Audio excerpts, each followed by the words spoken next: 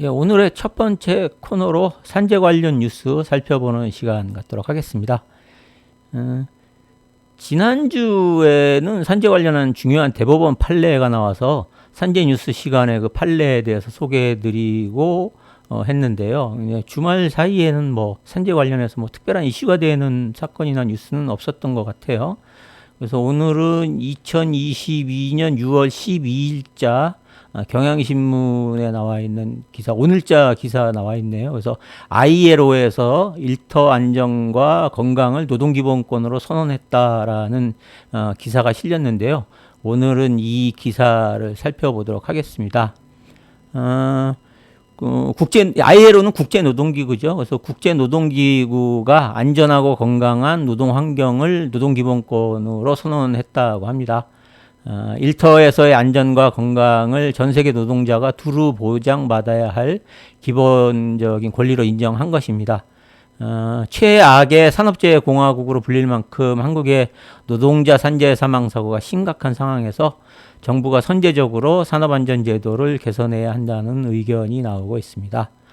12일 고용노동부와 노동계에 따르면 ILO는 스위스 제네바에서 지난 10일 110차 총회를 열고 안전하고 건강한 노동 환경을 노동기본권에 포함시키기로 결의했다고 합니다.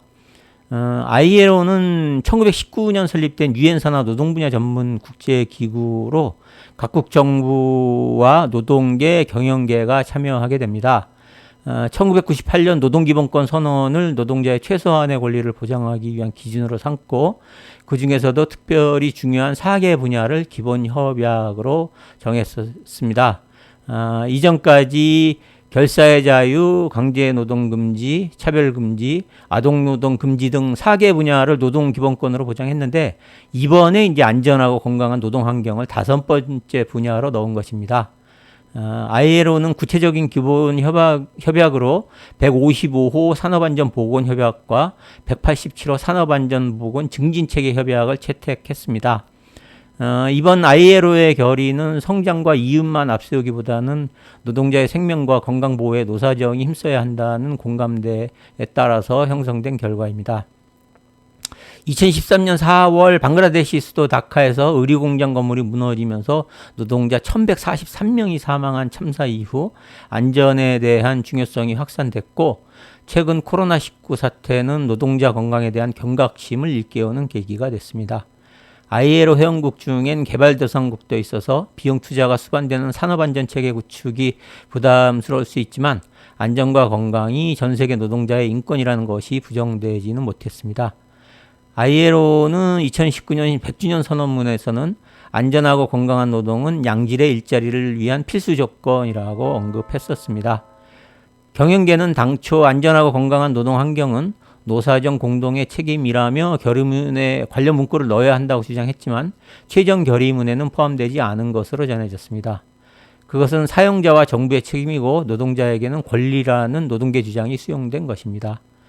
또 경영계는 노동 조건이라는 단어를 쓰자고 주장했지만 보다 포괄적인 노동 환경으로 정해졌습니다. 산업안전보건이 노동기본권에 포함되면서 회원국들은 협약 비준 여부와 관계없이 재해 예방 정책을 제대로 만들어야 하고 사용자는 재해 방지에 협력해야 할 의무를 지게 되었습니다.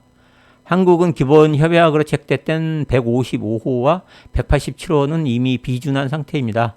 이에 따라서 협약을 추가 비준해야 하는 법적 의무가 생기지는 않습니다. 다만 협약을 제대로 이행하고 있는지 ILO에 보고하는 주기가 6년에서 3년으로 짧아지는 등 엄격한 점검을 받게 됩니다. 산업안전보건정책의 중요성이 높아진다는 점에서 노동계도 협약 내용을 일일이 따져보고 정부의 대책을 요구할 것으로 보입니다.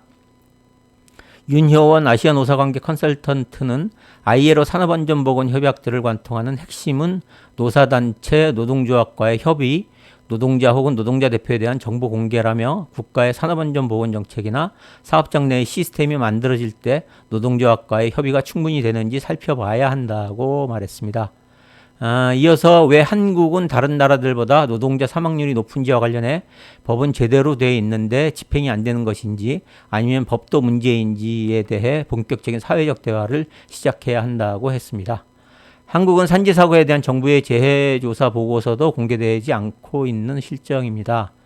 ILO의 결의 과정에서 161호 산업보건 서비스 협약이 기본 협약 후보로 유력하게 검토됐던 만큼 이 협약의 비준이나 관련 논의를 시작해야 한다는 의견도 나오고 있습니다. 161호는 다양한 보건 전문가로 구성된 기구 설치, 노동자의 건강 모니터링, 위험성 평가와 예방 조치 등을 내용으로 합니다. 오상호 창원대 법학과 교수는 현재 법 체계가 사고성 재해에 초점을 두고 있다며 질병에 따른 사망도 많기 때문에 161호는 노동자의 건강보호 차원에서 전문가들의 공동체 등 산업보건 서비스 조직을 만들라는 내용이라며 한국도 이 보건 서비스를 개선하기 위해서 무엇을 어떻게 하면 좋을지 논의를 시작할 수 있다고 했습니다. 노동부에 따르면 지난달 27일 기준 올해 산재 사망사고는 254건이 발생했다고 합니다. 산재 사망사고가 발생은 원청기업의 경영 책임자까지 처벌하는 중대재해처벌법이 시행됐지만 여전히 하루에 1.7명꼴로 일터에서 사망한 것입니다. 경영계는 규제 완화를 요구하고 윤석열 대통령과 한덕수 국무총리 등은 법령 손질을 시사하는 발언을 했습니다. 노동부는 산업재해 예방 강화를 고용노동 분야 국정과제의 가장 중요한 과제로 정하고 있는 만큼 이를 기반으로 노사정이 함께 일하는 모든 사람이 보호받을 수 있는 노동환경 조성에 노력할 예정이라고 밝혔습니다.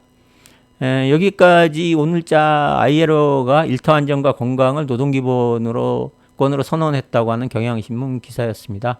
그래서 ILO에서 노동기본권을 선언했고 그 관련된 조약에 대해서 저희가 비준을 했기 때문에 요 조약 비준된 조약은 우리나라 법률과 동일한 효력이 있거든요.